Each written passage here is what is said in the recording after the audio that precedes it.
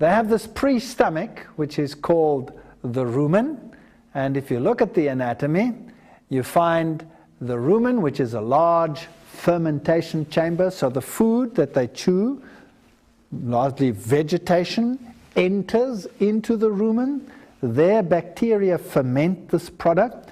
And in ruminants with a cloven hoof, this food is regurgitated, goes back into the mouth, is chewed over and over and over, and goes back into the rumen. And then it passes through various chambers like the omasum, the abomasum, and eventually comes to the true stomach, the abomasum, where it is digested. And this fermented food passes all the way through the intestine, and the rest is then defecated.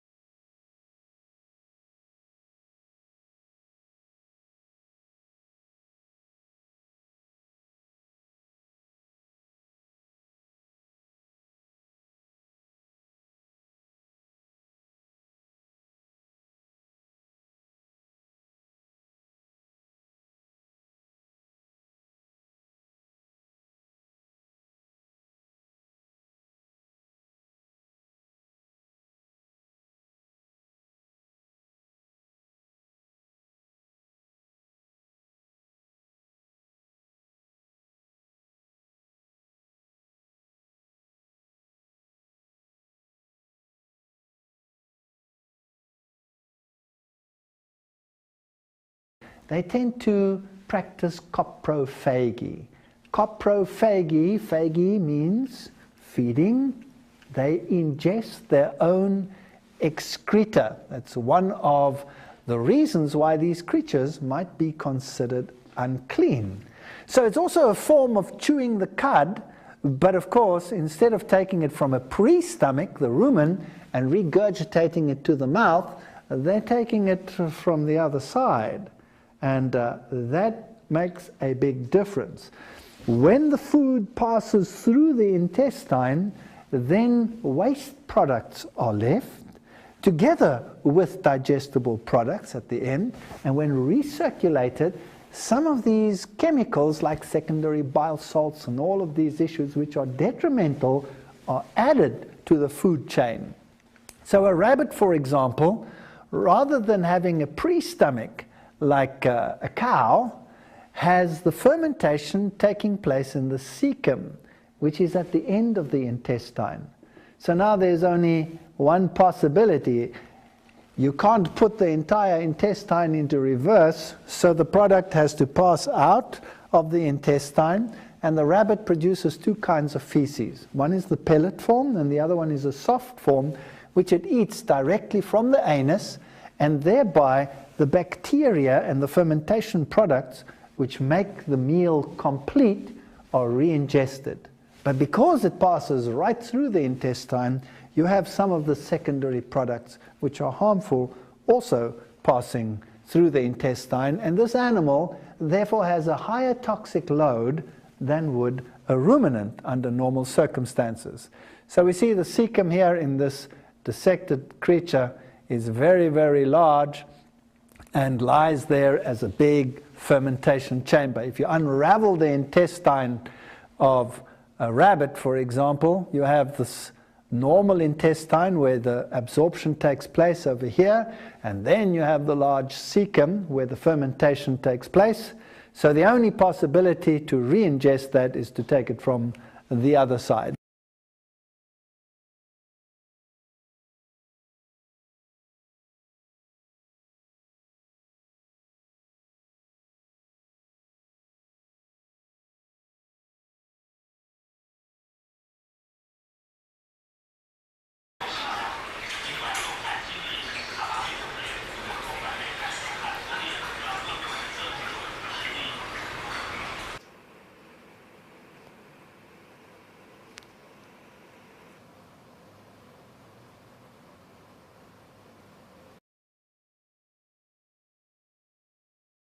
This is our rabbit, Nathan, also known as Ranger Rabbit. This is a whole plate full of cecotropes that he outputted. Let's see if he eats it all. You want this, boy? Here, boy. Let's take that out of your mouth. Here you go. Oh my gosh, he's going to town on this.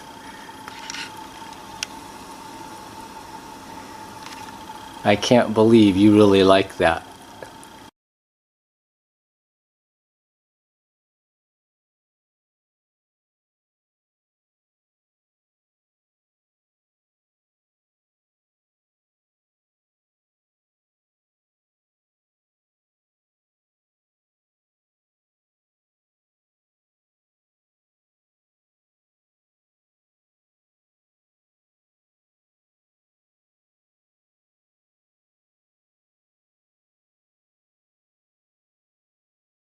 يعني البعض يقول أن من حكمة تحريم أكل الخنزير أنه يأكل الروث ويأكل الأوساخ ويأكل هذه الأشياء.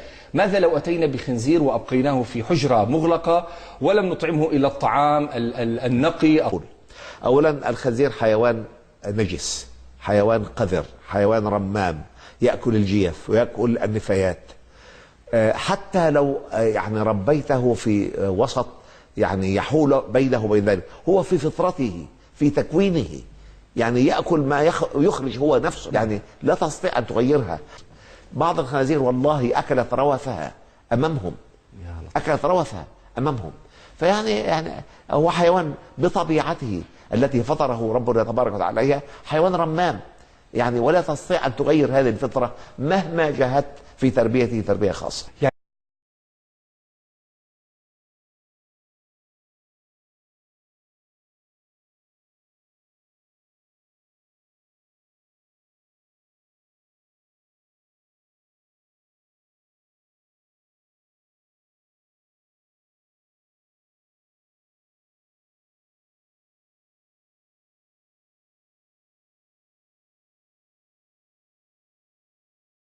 Now, an animal like a fish, which has fins and scales, is very interesting because somewhere in its life cycle, it is largely herbivorous, even if it is in the younger or larval stages that it is herbivorous.